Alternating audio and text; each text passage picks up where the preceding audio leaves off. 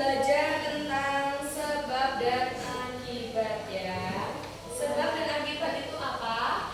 Di kalimat yang mempunyai sebab dan akibat.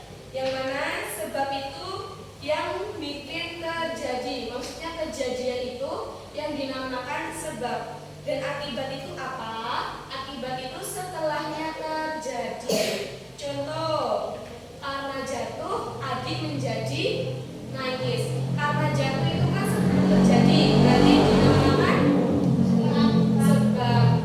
Kalau setelahnya adik terjatuh dan adik menangis, itu dinamakan akibat. Iya. Apa nih contoh?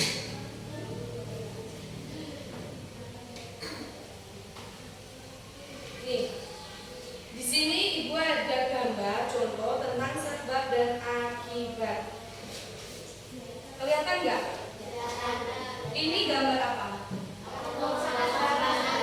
Ya, ini gambar membuang sampah sembarangan. Kalau membuang sampah sembarangan ini dinamakan sebab atau akibat? Sebab. Setelah membuang sampah menjadi banjir. Kalau banjir ini dinamakan akibat. Ya, berarti udah paham ya. Membuang sampah menjadi banjir. Membuang sampahnya itu sebab dan banjirnya akibat. Kalau yang ini ada gambar, kelihatan nggak? Ini gambar apa? Kalau ini polusi.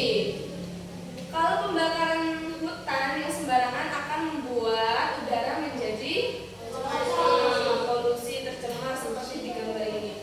Kalau kebakaran ini juga dinamakan sebab atau akibat? Kalau yang ini? Iya, berarti udah tahu semua ya tentang sebab dan akibat. Ada di contoh lain juga ya. Contohnya itu tidak belajar maka nilai ujiannya akan jelek. Jadi kalau tidak belajarnya itu disebut sebab. Nilai ujiannya jelek? Akibat.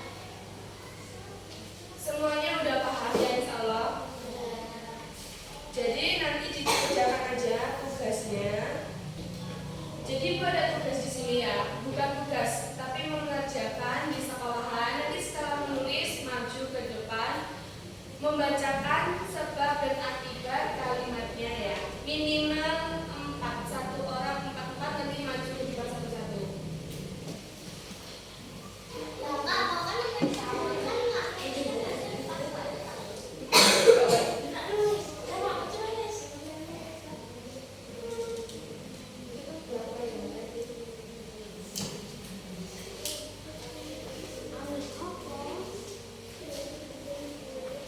Udah selesai belum? Perwakilan ya dari meja sini 1, yang tengah 1, pinggir 1. Mau siapa dulu yang mau maju? Yang cowok dulu ya.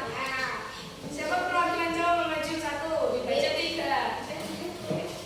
Perwakilan dari yang laki-laki 1 dulu ya. Ayo mas siapa maju?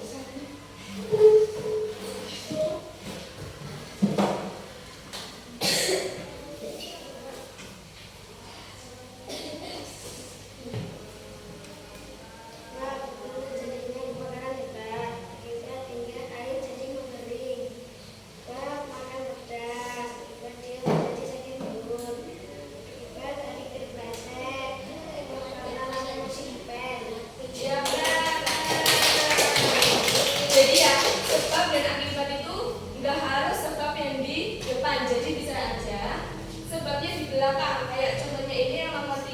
Adik terpeleset karena lantai masih dipel. Kenapa adik terpeleset?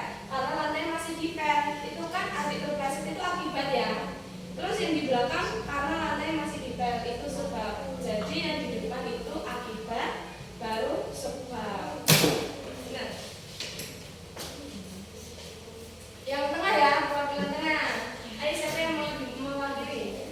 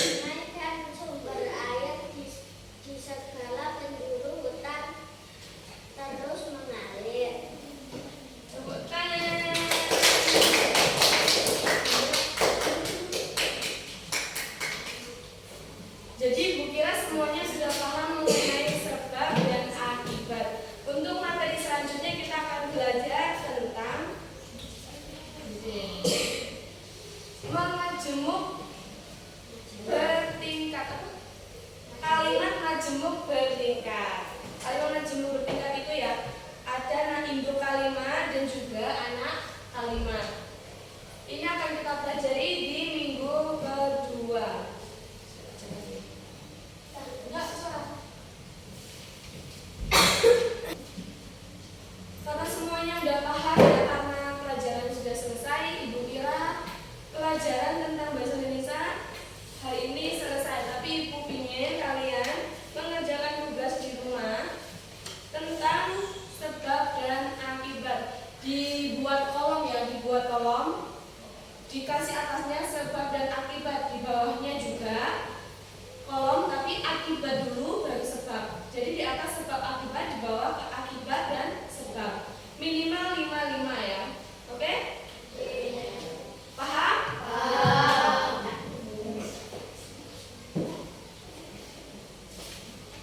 Sebelum pelajaran diakhiri, kita berdoa dulu.